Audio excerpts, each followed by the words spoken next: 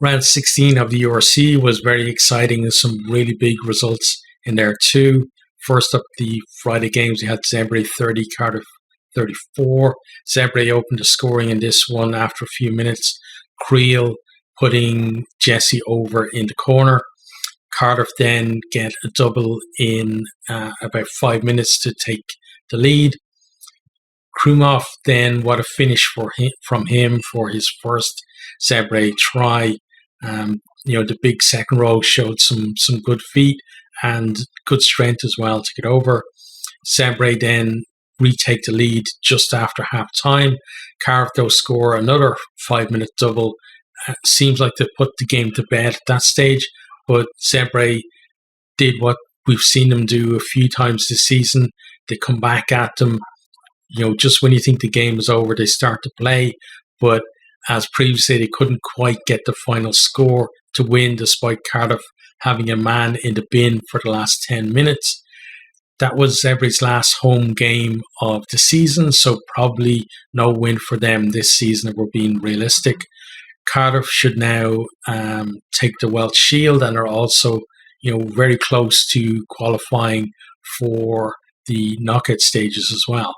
Also on Friday, we had Leinster 22, Stormers 22, top of the table clash. This one, Leinster, before this game, 100% record this season, and it looked like their unbeaten record was going to go at one stage in this. Stormers, they built up a 70-0 lead.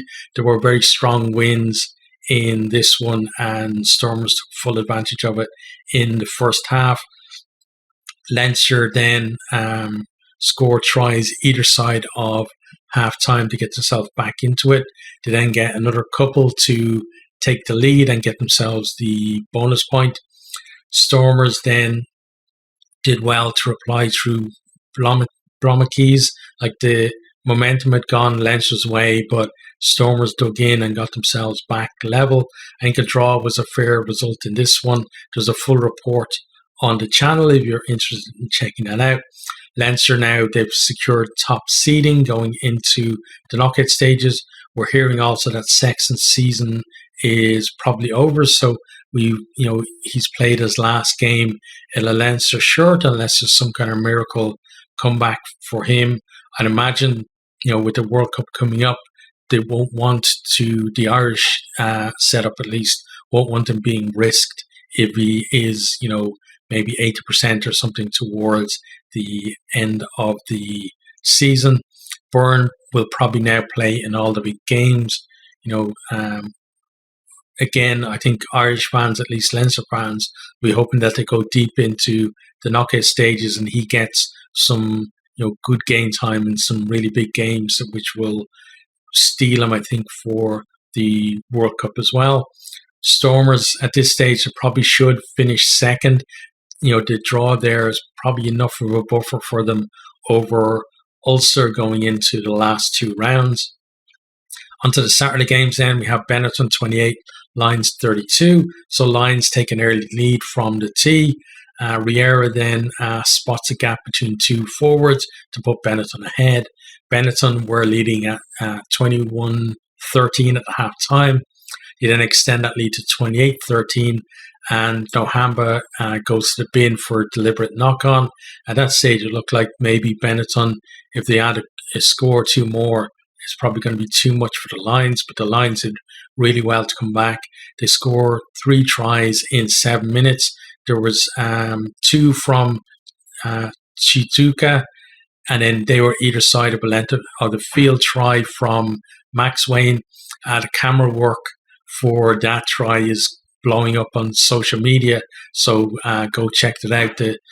That cameraman has some wheels on him, and maintains some great footage as well all the way through.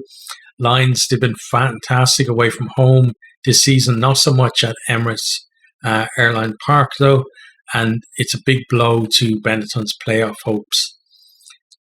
Next time we have Ospreys 37, Dragons 18. So the Ospreys built up a 23-6 lead. Tompkins then gets sent off for Dragons because of a high hit. By the time Dragons get their one try, Ospreys were looking out of sight. it was a bit of an ill-tempered affair. We had 3 yellow cards as well as that red, and there's been a bit of a backlash as well in terms of the targeting of young fly half Jack Walsh. A lot of kind of hits off the ball and stuff like that. Now, 10 often gets treatment from the opposition, but some people felt that this kind of stepped over a line. Ospreys, they're finishing the season well. Dragons kind of fallen off the last couple of months. Next, then we have Connacht 41, Edinburgh 26. So, I get to wear my Connacht jersey. I don't get to wear it all that often. Great finish from McNulty for the opening try for Connacht. Blade then, intercept try from him, gives them a 27 halftime lead. The bonus point came just after halftime for them. Edinburgh then have a bit of a mini revival.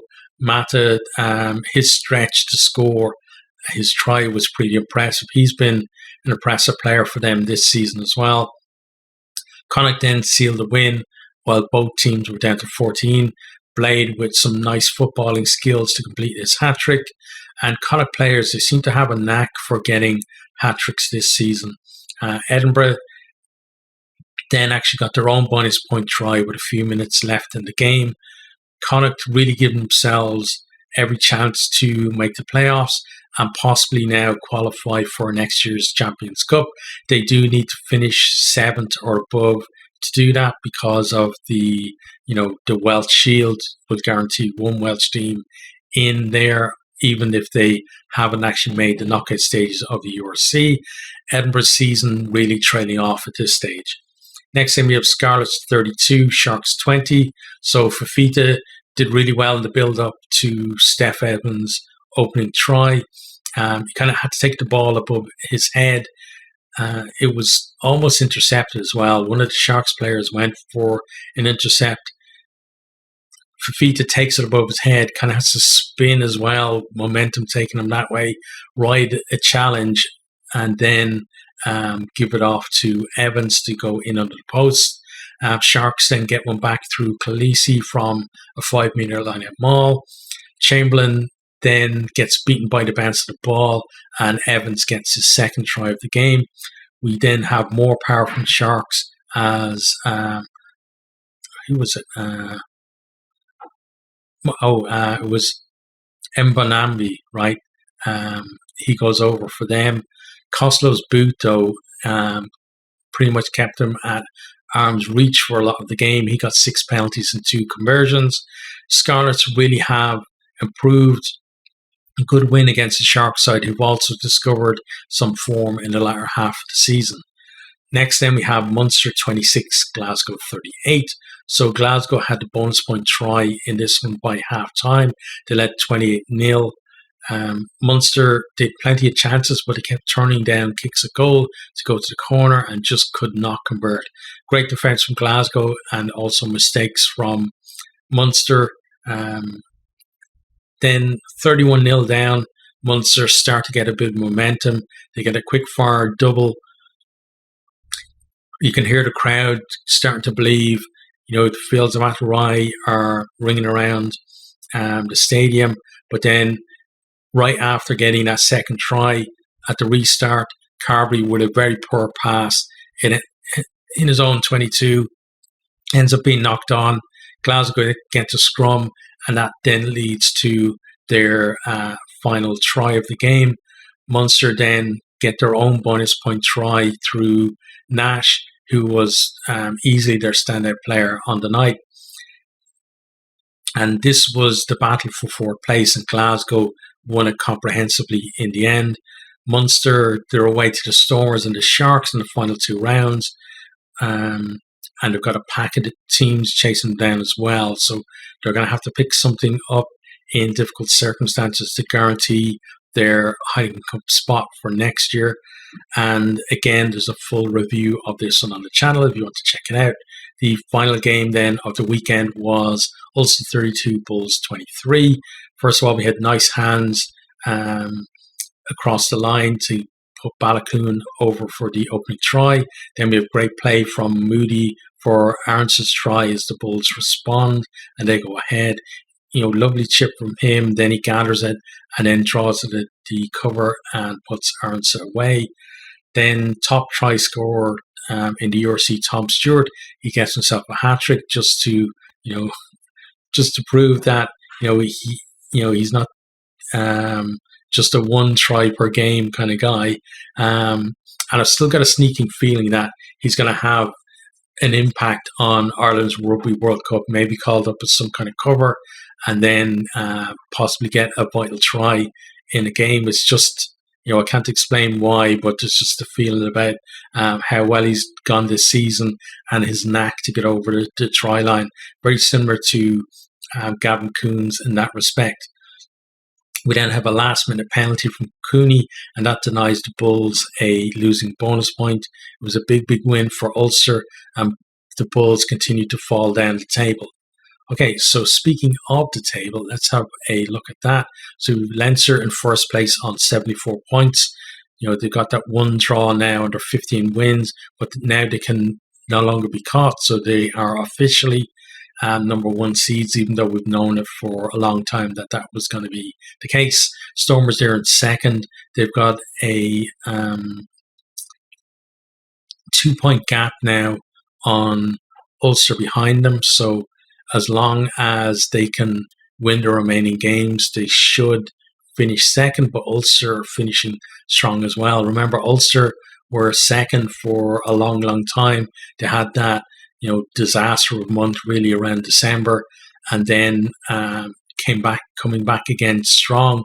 So, the fight for second isn't over yet, but that draw certainly helped the Stormers out there. Glasgow then in fourth place on 54 points. They've got a 6-point cushion on Munster. That should be enough to see them finish at least fourth in the table. Munster in fifth, 48. Connacht in sixth with 44. Then it gets very tight. We've got the Bulls just a point behind on 43, but they're going the wrong way at this stage. They need a win to arrest that fall, or they're going to find themselves out of the playoffs altogether. The Sharks in 8th place on 41. That's the last spot for the playoffs. Then we have Benetton on 40 points, just behind them. If they had been able to win that game against the Lions, then it would have, they would have been up there, but wasn't to be for them. Cardiff then, the strongest of the Welsh teams at the minute. They're really the only Welsh team, I think, with a realistic chance of making the playoffs as well. The Lions, though, that win in Benetton really has given them a chance too. They're just 3 points off the Sharks there. Then it's kind of, at this stage, I think the likes of Ospreys and Scarlets down at 12th and 13th, probably too much for them to do. Edinburgh just, falling like a rock there, then at 14th place. Really disappointing end to the season from them after such a great first half of the season as well. Dragons kind of similar to like that, they had that kind of a rough start. Then they got, a couple of wins, but again, they've fallen off and falling a bit behind. Zebre finally get themselves onto double digits in terms of points down there, popping up the table with 10 points, and that's obviously where they're going to end the season as well. Okay, so the URC now goes on a break this weekend coming up because we have the knockout stages of the European competitions, so I'll be covering those as well as the Women's Six Nations games. So watch out for previews and stuff like that for those coming towards the end of this week.